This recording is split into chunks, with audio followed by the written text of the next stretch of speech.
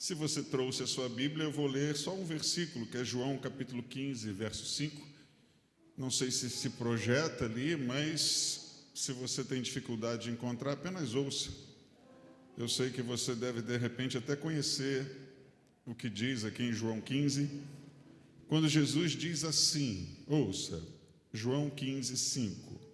Eu sou a videira, vocês são os ramos.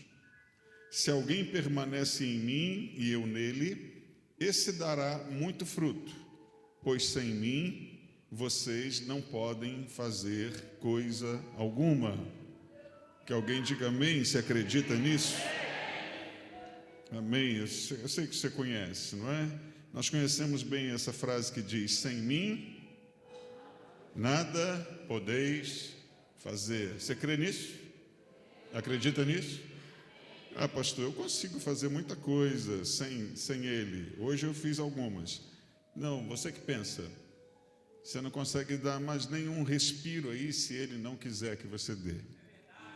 Então, louve a Deus por tudo isso.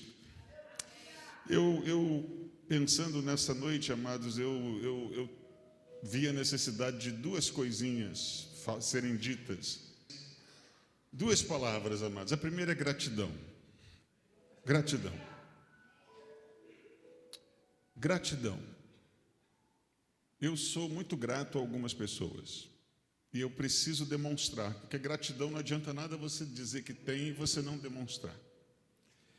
Eu sou muito grato ao meu pai, à minha mãe. A minha mãe já faleceu, infelizmente. Foi uma perda muito difícil para mim. Éramos muito próximos. Mas eu sou muito grato porque eles me construíram, eles me educaram e fizeram um bom trabalho, sabe? Sou muito grato. Esses dias eu estava lembrando, eu cheguei a comentar aqui, eu acho, uma vez com vocês, a dificuldade que foi a construção da nossa igreja. E muitos problemas aconteceram terríveis. E houve uma ocasião que eu não estava mais suportando os problemas que estavam acontecendo, e eu pedi socorro ao meu pai, que na mesma hora se ofereceu para ajudar e tomou a frente daquele problema, e eu sou muito grato a ele por isso, nunca me esqueceria, jamais. Eu sou muito grato ao bispo Roberto McAllister, que foi quem me fez pastor, quem me ordenou, e mudou a minha vida. Eu não sei quem seria eu se aquele homem, numa noite onde eu fui convidado para ser ordenado ao ministério diaconal, ele não tivesse sentido de Deus que eu deveria ser um pastor. Eu não sei o que eu seria hoje. Eu sei que a partir daquele dia, me tornando um pastor, a minha vida foi muito abençoada. Então eu sou grato a esse homem que já partiu também, infelizmente, porque era um homem extraordinário. E eu sou grato, eu preciso ser grato a tanta gente, a minha esposa, que cuida de mim direitinho, vive me dando bronca porque eu sento torto no sofá, essa coluna nunca vai ficar boa. Não pode dormir de bruço, vira. E isso é bom, não é? Você tem alguém que cuida de você. Eu sou grato às minhas filhas, eu tenho 3 filhas, eu sou muito grato. E sabe, eu queria te incentivar nessa noite a demonstrar a sua gratidão. Porque é uma noite, é uma festa, esses dias, esses 2 dias, hoje e amanhã, descubra uma oportunidade de ser grato a alguém. Essa igreja já te abençoou alguma vez? Já?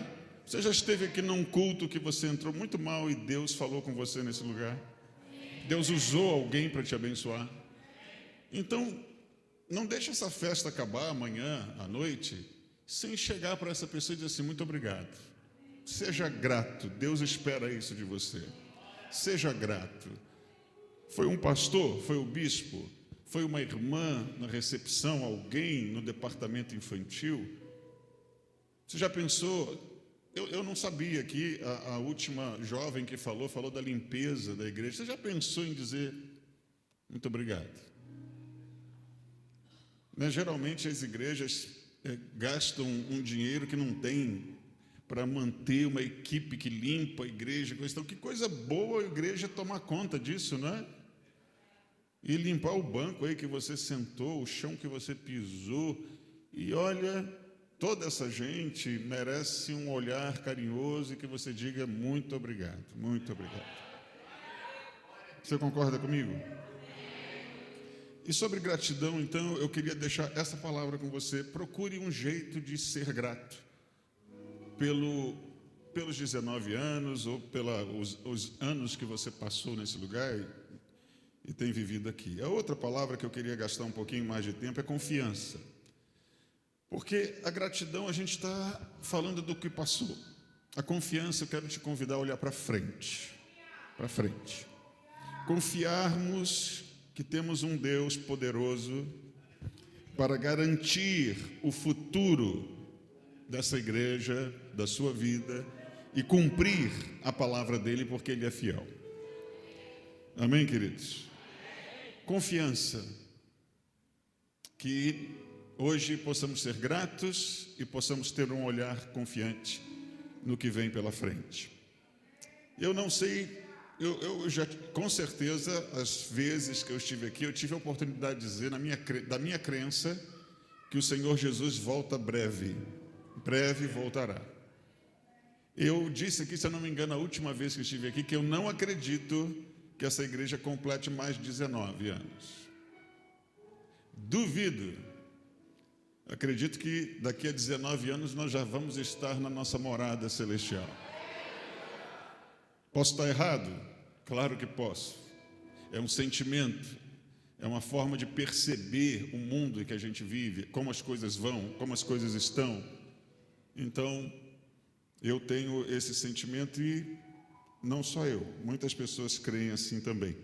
Mas, eu há pouco tempo atrás eu vi uma reportagem que falava sobre a extensão da vida. As pessoas querem viver mais. Hoje nós já vivemos mais do que os nossos antepassados. A estimativa de vida em cada país, ela vem aumentando. Cada vez se vive mais. Na época de Jesus, um homem de 40 anos já era velho. Você olha para mim, você não diz que eu tenho 60.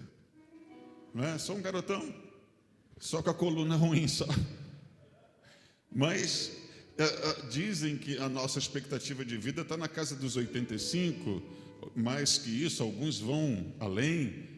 Mas eu fiquei intrigado em ver que os homens mais ricos do planeta, aquela turma lá do Vale do Silício, aquele pessoal da tecnologia, eles estão financiando pesquisas para que a vida deles possa se estender. Alguns acreditam que podem bancar pesquisas para que nunca morram. Nunca morram. E isso está acontecendo. Você pode achar ridículo, você pode achar engraçado, mas isso está acontecendo. Existem pesquisas, existem trabalhos para fazer com que o homem não morra. Ou seja, batendo de frente com o nosso Deus, batendo de frente com a palavra dele. A gente sabe que isso, onde é que isso vai dar, mas estão tentando. E dizem que isso será possível, a extensão da vida para muito mais anos do que a gente vive hoje, em pouquíssimo tempo. Em pouquíssimo tempo eles vão conseguir, é o que eles acreditam. Então, outra pesquisa, levando isso em consideração, foi pesquisar o ser humano e, como eu desejo ser objetivo, deixe-me ir direto ao ponto. Eles descobriram que o ser humano, ele só conseguirá viver muito se ele estiver cercado de amigos. Isso não sou eu que estou dizendo, não é faz parte aqui do esboço, não. Isso é pesquisa que foi feita nos países que estão levando isso a sério. O ser humano só vai conseguir viver muito se ele estiver cercado de amigos. E esses amigos precisam ser suportáveis. É o seu caso? Você se julga uma pessoa suportável? Alguém conseguiria viver ao seu lado 100 anos? A pesquisa diz que o homem, para viver muito, tem que estar cercado de amigos suportáveis E esse precisa ser um ser suportável também. Aí ficou difícil. Vamos viver pouco.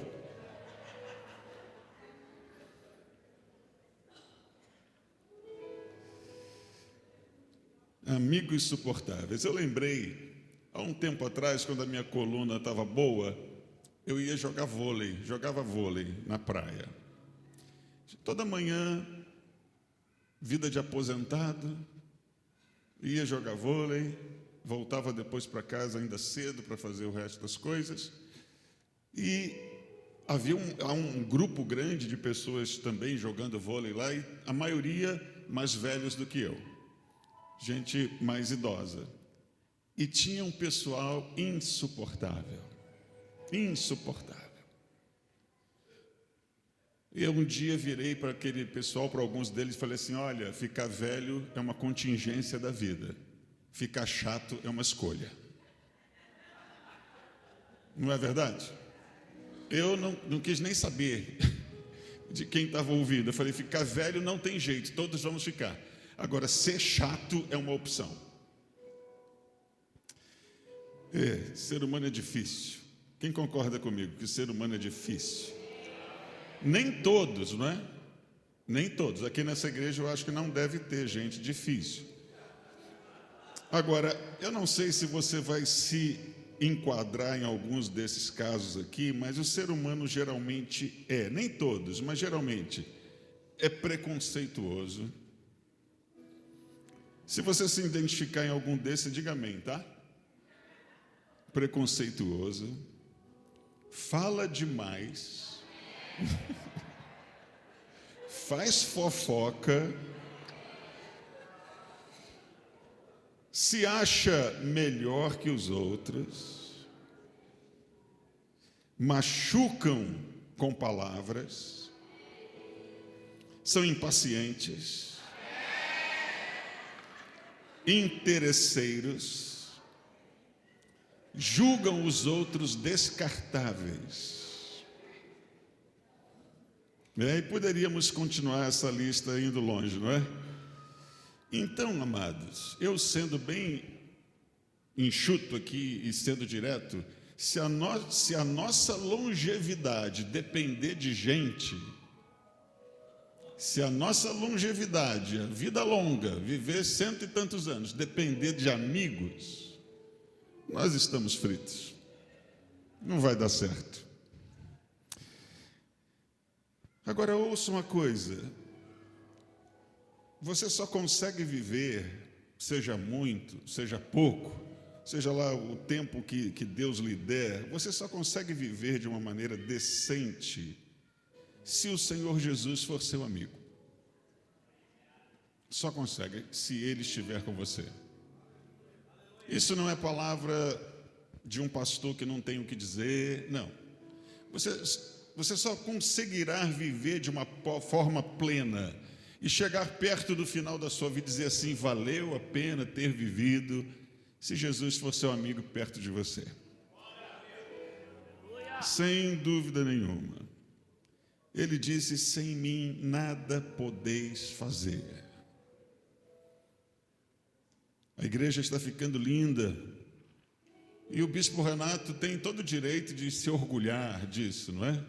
Tem todo o direito. Agora eu digo para ele também: sem Jesus você não consegue fazer nada. E você também, seja você autor das coisas mais maravilhosas.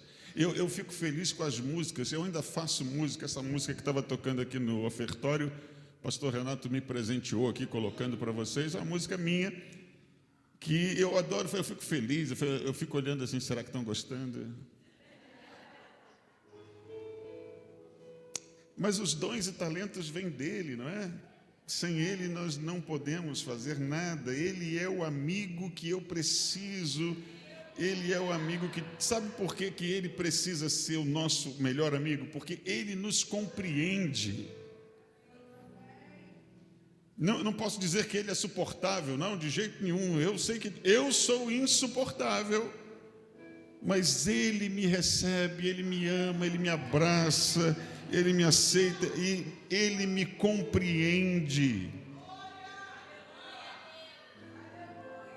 Para ele, ouça bem, qualquer um de vocês aqui, não posso escolher para quem dizer isso, para todos. Para ele, você tem um valor impressionante. E é verdade. Ele não admite te perder. Pessoas admitem perder você. Você pode não fazer falta para algum grupo, para algumas pessoas. Ele não admite perder você. De forma nenhuma. Você nunca será descartável para ele. Nunca será.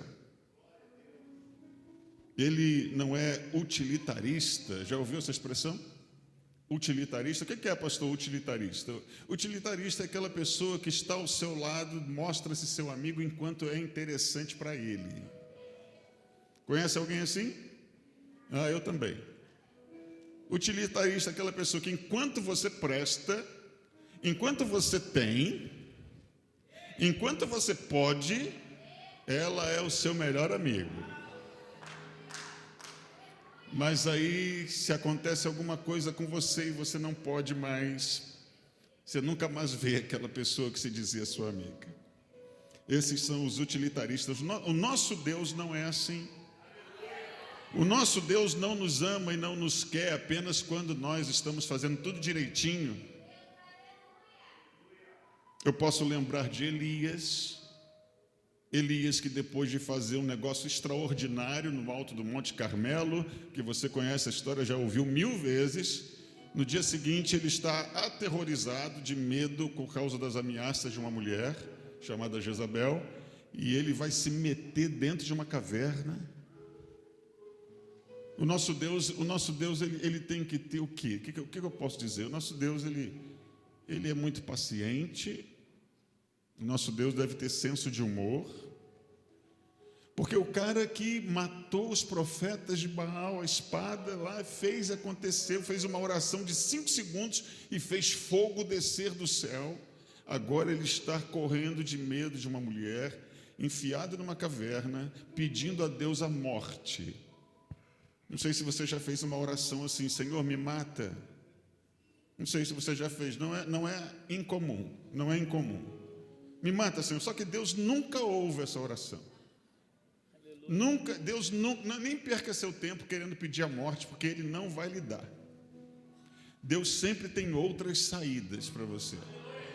Sempre tem. Mas esse homem entrou numa caverna, pediu a morte, falou um monte de abobrinha, e Deus não chegou para dizer assim para ele: cansei de você, Elias. Olha, estou decepcionado com você. Você não é o que eu esperava, Elias. Amados, Deus não passa por isso. Deus não passa por decepções. Deus sabe exatamente quem somos nós. Deus sabe exatamente do que somos capazes. E mesmo sabendo do que somos capazes, Ele morreu por nós. Então Deus não chegou para Elias para dizer assim: estou decepcionado, não esperava isso de você, Elias. Não, Deus sabia. E Deus foi lá para ajudá-lo. Deus foi lá para levantá-lo. Pedro. Você acha que Jesus ficou surpreso com Pedro quando Pedro nega? Não. A Bíblia diz que lá naquela praça onde Jesus ouviu Pedro praguejando e dizendo que não conhecia, eles se olharam. Como é que você acha que era o olhar de Jesus para Pedro? Um olhar decepcionado, um olhar de que...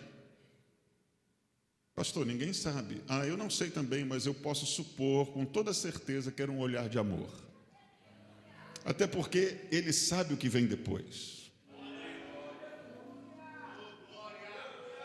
Você sabe, um dos homens que pode ser invejados por nós é o tal do Noé. Porque sobre Noé, assim como poucos outros, se ouviu dizer que ele era um homem bom, temente a Deus, assim como Jó, não é? Também. E Deus mandou uma missão pesada para Noé, de fazer aquela arca, anos, décadas construindo um barco para uma chuva que ninguém nunca tinha visto na vida, nunca tinha chovido na terra até então. E quando ele está construindo, alguém pergunta: o que você está fazendo? Estou fazendo um barco. Aqui um barco? Por que aqui não tem água, não tem mar? Porque vai chover, vai chover. O que é chuva? Nunca ouvi falar. Naquela época, a Bíblia diz que brotava da terra uma névoa que regava a vegetação, mas chuva, ninguém sabia o que era.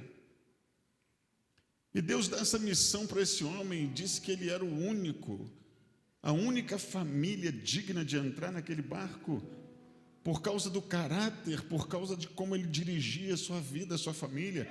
E esse homem entra naquela arca, faz o que faz, e depois que sai de lá se embebeda e paga um mico. Mico não, um gorila. Como é que você acha que Deus reagiu? Deus ficou assim. Foi assim que Deus ficou? Deus ficou surpreso. Deus rejeitou, falou assim: Noé, eu achava que você era outra cara, sabe? Eu achava que você era diferente, Noé. Não esperava isso, hein? Agora você pegou pesado, Noé. Não, amados, você vai ver citações a respeito de Noé só exaltando esse homem dali para frente, porque Deus é maravilhoso. Se pelos seus erros as pessoas te rejeitam, saiba que Deus te quer. Deus te quer. Então, não viva a sua vida baseado nas limitações e fragilidades dos seres humanos, mas viva a sua vida sim no valor que você tem para Deus. Qual é o valor que você tem para Deus? Não é difícil da gente descobrir o valor que nós temos para Deus. Você sabe, você pode não ter um Rolex, eu também não tenho, mas eu já ouvi falar que tem Rolex que vale 200 mil reais. Se você tem um Rolex que vale 200, 300 mil, aí você vai no banheiro do shopping, tira o relógio só por precaução para não molhar, coloca do ladinho, lava as suas mãos e vai embora e deixa o relógio. Aí você chega em casa, a mulher pergunta as horas e você: cadê meu Rolex? Lembrei, eu tirei para lavar a mão lá no shopping. Ah, tudo bem, fica por isso mesmo? Fica por isso mesmo? Não, você vai lá no shopping, mesmo sabendo que vai ser difícil achar. Mas quem sabe uma boa alma não achou, levou na administração. Pastor, em que país que o senhor vive? Pois é, aqui mesmo, alguém levou, deixou lá.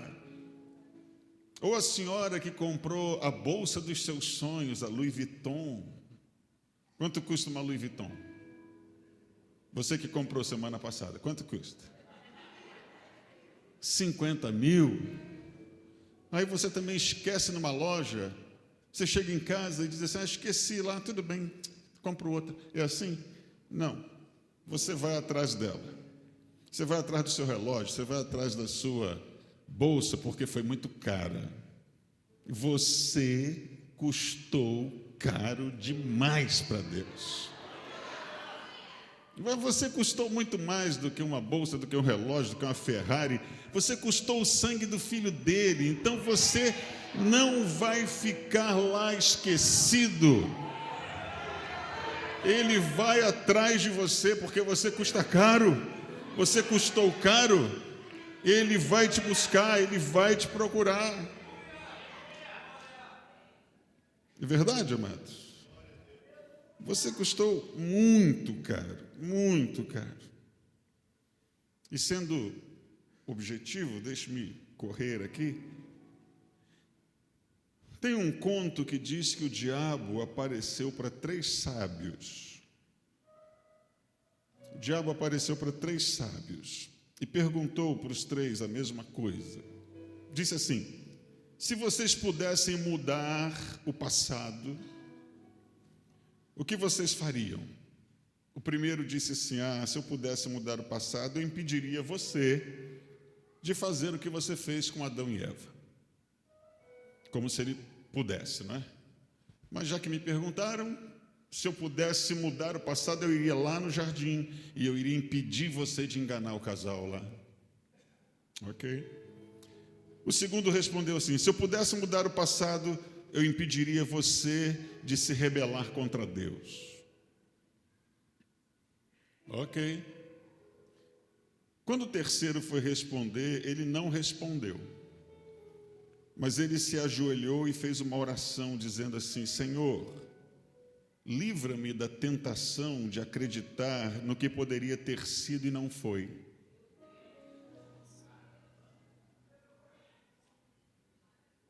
Amados, o que passou, passou. E Deus te ama, independente de qualquer coisa. Livra-me, eu gostei da resposta, não é? Você também? Livra-me da tentação de acreditar no que poderia ter sido e não foi. Disse que diante dessa resposta o diabo ficou enfurecido e se retirou. E os outros dois sábios perguntaram para ele: mas por que você respondeu isso? Ele falou: primeiro, porque não se dialoga com o diabo. Não se conversa com o diabo. Segundo, porque ninguém pode mudar o passado. Ninguém pode. Em terceiro lugar, o diabo não quer ajudar ninguém, mas sim nos prender no passado para nós descuidarmos do presente. Porque, ouça, queridos, porque o presente é o único tempo que temos para colaborarmos com Deus. O diabo quer te prender no passado. Eu sei disso. Eu sofro com isso. Talvez você sofra com isso também. O diabo quer te prender no passado. Eu quero evitar repetir essa frase que eu já repeti para 1 milhão de pessoas no particular. Dizer assim: sabe uma coisa que eu queria que existisse? A máquina do tempo. Quem aqui pagaria o preço que fosse por uma máquina do tempo? Hã? Vamos voltar no tempo. Ah, amado, seria tão bom voltar no tempo, né? Mas sabe quando isso vai acontecer? Nunca. Bispo, eu ouvi aí umas histórias de um pessoal que está inventando a máquina do tempo. Eles acreditam em Papai Noel e no Coelhinho da Páscoa também. Não tem como. Tem os filmes aí, não é, que fazem um romance bonito com a viagem no tempo, mas não tem como. Jamais voltaremos no tempo. As coisas são como são. E que bom que nós temos um Deus que diz assim: esqueçam das coisas que aconteceram e sigam em frente. Sigam em frente. Essa deve ser para você uma boa palavra. O Deus que nos perdoa os pecados, que não quer saber do que passou, que te dá a mão para te jogar para frente, mas também deve ser para você uma inspiração de como você deve tratar o próximo. Porque se o Deus que você serve é o mesmo que o teu próximo serve, e esse Deus é um Deus que sorri para quem está quebrado, você não pode fazer cara feia para quem está quebrado.